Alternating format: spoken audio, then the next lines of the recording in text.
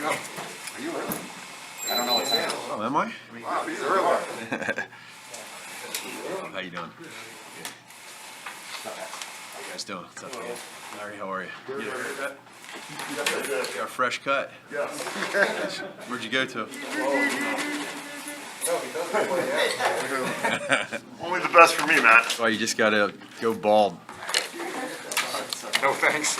Can't screw that up. Just say I didn't spend a lot of money. You did. Okay. So today's practice, as far as injuries or being out, nothing. So that's a good thing.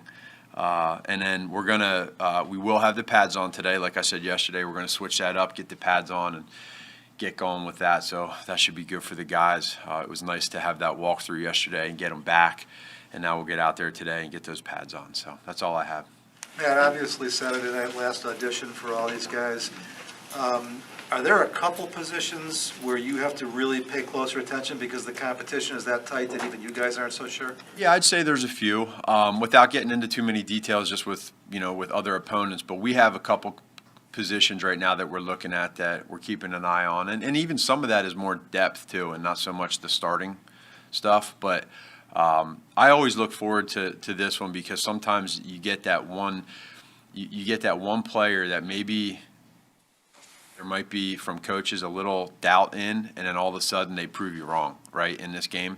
And whether even sometimes that's a practice squad player that catches your eye.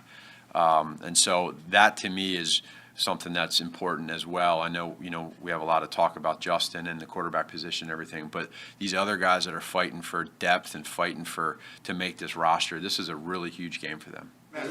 Is it literally so close that what they do on the field Saturday night will dictate their? Sometimes, yeah. Like if it's that close, and you feel like, hey, this. And I told the team that the other on Friday night of last week at the hotel. I told them, when you really break it down, right? If you look at the numbers, you're looking at about 190 plays in the preseason. If you're somebody that plays every game with 3 preseason games. Of those 190, you probably play a third of those. So you're looking at probably 80 to 90 plays that you get to play in the preseason. Of those 80 to 90, is there 3 or 4 plays in there where you catch a coach's attention or eyes or your teammates' attention? And so now you take that, you cut it down to one game, and you're talking, it could be a play or two that someone really jumps out at you, and yeah, that is the difference. That's if it's close. Yeah, with Peters on Saturday, if all systems are go after what you see Saturday, will he still be in shape to go an entire regular season NFL game in week 1? Or are you trying to determine that by what he does? Yeah, we're not going to determine it by Saturday. We're going to see where he's at to give us a gauge to where he's at, so that the rest of the time as we go preparing for the Rams, those whatever it is, 17, 16 days, that's where he's going to have to continue every day to work on his conditioning and game shape. So we'll get a good feel of what he feels like when he's out there and how that goes. And we're going to rely on him. He's a guy that's played a lot of games, and he can tell us, okay, percent-wise, this is where I'm at. And then we just got to be prepared heading into that game where he's at and how much he can go or not go. So as unorthodox as it might be, could that be a rotation situation in a regular season game, or do you want one or the other, Well, you would love to have one or the other, but we're prepared if it is rotational. We have to be prepared for that. Matt, to what you were just talking about a moment ago, can you think over your time in the league of examples of guys that, may not have been on your radar, then caught your eye and all of a sudden had a different window of opportunity open? Probably more so than somebody that came in my experience in Kansas City that I remember that I didn't know much about was Albert Wilson, who came in OTAs and then came in the preseason, and he kind of, as a undrafted free agent, he showed us some things that was impressive, caught our eye, and he ended up being a starter for us. And just seeing him the other day when Miami was here, I got to talk to him and stuff. But he's a guy that jumps out that I remember specifically the preseason being really big too. And then there's probably a handful more guys that as well. I can think specifically. You think of a guy like Thomas Ives. Right? So Thomas, his rookie year, came in here in that 4th preseason game. You go back and look at the numbers, he caught some people's eyes in that game. And he ended up staying with us here for several years. And so there's another example here. have you gained like a heightened appreciation for the urgency that the guys who play in this game have? And you know, for some of these guys, it's potentially the last time they ever play football. Yeah, I have, and because that's real too. I mean, what's the number of the hundreds of players that are about to have that unfortunate handshake and not know what their future is? And so we always talk to our starters when guys don't play or when they're on the sideline. Let's look sharp. Let's be supportive. Be coaches out there for them. These are some of the biggest job interviews that these guys will ever have in their entire life. So let's respect that. Coaches, let's understand that as well. So that's really big to me. That's big to our coaches. That's big to Ryan, and we take it very seriously. And obviously, the practice squads stayed the expanded size this year. Do you imagine there might be more movement on cut day in the couple of days after than there was last year? It seemed like last year everybody was maybe not content, but happy enough with the guys they've had that they knew were healthy, that it just took so long with the virus intake and all of that. Do you think I think you could see more movement this year than last year because of what you just said. And then probably by team, the depth of where teams are, do they feel comfortable of where they're at? You know, teams that need more are going to probably have more movement.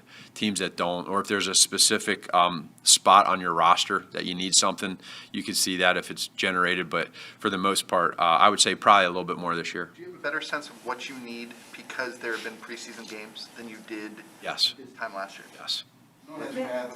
Knowing that you have until a couple days after the final preseason game, how are you all preparing for that scramble to have to cut so many spots in such a short period of time? Well, fortunately, they're working through all that right now. Meaning personnel, Ryan and his guys. So they're all over that. They're in here all day and night, going through possible roster cuts of other teams. So for us as a coaching staff, we're more focused on evaluating the players in the game, and then they come to us. And when you do have the roster cut downs like we've had the last 2 weeks, you know, you're talking 10 less guys that you have to deal with or cut on the 53-man roster cut down day. So it's not as bad that way. So it's a little bit more helpful to them. But for as coaches, then we wait and they come to us and say, hey, we might have this guy or that guy, pop on the tape real quick and look, or they just do it. A new wrinkle in this preseason is now you'll play this final game and then have a week next week practice, but you also have cuts are in the middle of that. Yeah. So how do you treat next week? What are you going to do with next Yeah, week? so Jason, this is the first time I've talked to a couple other coaches in the league, and this is the first time that we're all going through this. Without me asking them what they're doing, I think we're all in the same flavor as you have to be cognizant of the players that are still on your roster going into that Monday, and then Tuesday you have practice squad guys that aren't in the building, so you have to manipulate your schedule to know you don't have a lot of guys. So we're going to really focus on strength and conditioning for next week. We'll still have some practice. It'll be mental. We're going to grind them lifting weights. We're going to grind them conditioning-wise, stretching with our pillar stretch, mentally work on stuff, and then have a couple practices sprinkled in there. But it's different. We've never had this before. Yeah, I have a question for you too about, excuse me for a second. Rodney Adams, tell me if this is a naive question. He's been very productive, obviously, but do you also take into account any of the non-football with him in the sense that everything he's persevered through might tell you something about how he's going to approach the job going forward? For sure. I think you know about his story, and then even up to recently, how he's handled himself with having the baby, not having much sleep, but yet sacrificing time to practice and play. And I respect that about him. He's somebody that works hard. He's very coachable with Coach Furry in trying to be better. He's a great teammate. He eats his lunch every day at the same table at the same time. So he does that. He's consistent with that. But he's a good kid. He really is. And I think his story speaks to who he is as a player. He's persevered. He's resilient. And as a coach, you love those type of players. This is going to be the first time you're going to be traveling. So how is it going to be different or similar to last year? And I know you have the numbers with the players you still on your roster, but Yeah. what do you see is going to be different or not? So probably the biggest thing will be the whole vaccinated versus unvaccinated and where the unvaccinated have to sit on the plane. And we have not, I know Ryan's working on all that right now, and once we get through today, I'll be able to be more involved in how that's going to go and where that is. But the players will be great with that. They'll understand it. And, last year we were so thankful when we were able to even eat on the plane because you didn't have to have your mask on and you could eat. And then we would get yelled at if your mask wasn't on and you weren't eating, which is which is good. But, it's going to be different that way, which is good. It'll be back to somewhat normal for those that aren't or that are fully vaccinated. What's it going to be like to enforce two different sets of rules once you get to the hotel? Yeah. I mean, is that, and who's in charge of that? Is that a Dre thing? Is that a you thing? It's all of us. It's Andre, it's Ryan, it's myself, it's everybody. And again, you get to a point even like with us here in Chicago, right? When you're downtown, the rules are different and everyone has masks on in Chicago. So, whatever their rules are and how that goes, but communicate. Just make sure guys understand how real it is, and then we gotta hold them to that. We all gotta do it, whether we're fully vaccinated and you gotta wear a mask, you gotta wear a mask. Whatever the rules are, just follow the rules. When you were talking about the arrangement on the plane, are you saying that you have to keep the unvaccinated players together? The unvaccinated players together, yes. Coach, when you think back to like the beginning of camp and what you were hoping to get out of this particular training camp, then you factor in the variables of health and individual production. How would you evaluate this training camp as a whole for your football team? So far, pretty good. I like mentally where we're at. I thought the guys, you always wonder coming into this thing, what's the player's mindset's going to be? Is it a feel sorry for myself camp? This wasn't. The last couple, that's why actually yesterday, because of the health of some of our guys and where we were, they grinded through 2 good days after that last preseason game. They came through and they really put through some good effort, which I appreciated, and I wanted to let them know that I appreciated it by flipping yesterday and today. But overall, it's been a very focused, business-like approach to where we're at. I think that we've had a good balance in most areas of the callousness that we look for to get them tougher, but be smart and not get to the point where you get guys hurt. So so far we're there. And again, like just juggling that balance of probably more specifically offensively with some of those wide receivers and the timing with Andy of trying to see where that's at. And, in the preseason stuff for those first couple quarters is probably the biggest thing where you'd like to maybe get just a few more reps with them, but it didn't. And it was more about balance of injury, which is, pretty, for me, it was something that I just wanted to make sure that we protected. Matt, in years past, you've used the week before week 1 to kind of branch your starters off and start preparing for the regular season opener. Yeah. What can you do next week to start doing Rams prep? I know you talked about strength and conditioning, but what's the plan for Rams prep? Yeah, it'll be tons of meetings. It'll be a lot of walkthroughs depending on where they're at physically. We want to be smart there.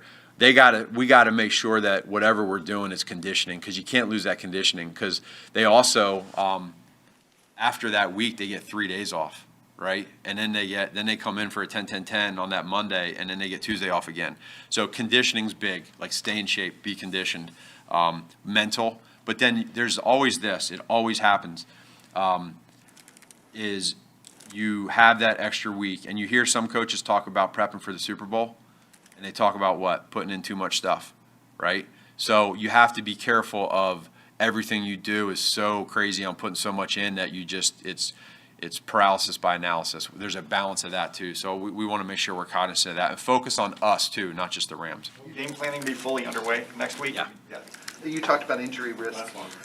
Where does that come into account when you're trying to figure out what plays to call for Justin, what plays to have on Saturday? Because, you guys are almost to the end of the game. Yeah, I know. There's some of that involved in it. To be completely honest with you, there's some of that in there. And we got to know who's in there and who he's playing with and all that. There's the evaluation part too, but we feel good about where Justin is and how he's played, the amount of snaps he's gotten, and that's where, like, for us as all coaches, it's always you get to a point where, this third preseason game has never been done before where there's 3, right? There's always been a recipe, and it's always been sit your guys in the 4th game, let your starters sit. Well, now I think you're going to probably see half the coaches are going to play their starters for a quarter and a half. The other half are going to pull their guys and no one's going to play.